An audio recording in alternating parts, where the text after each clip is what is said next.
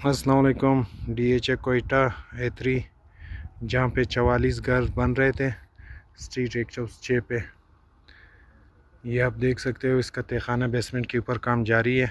ये सामने मशीनरी भी लगा हुआ है और ये सामने कैंप भी इन लोगों ने अपना बनाया हुआ है। 44 घर जो बना रहे DHA कोयटा में, तो माशाल्लाह काम तेज़ी के साथ जारी है। ये देख लेना, बेसमेंट के ऊपर काम शुरू हो चुका है।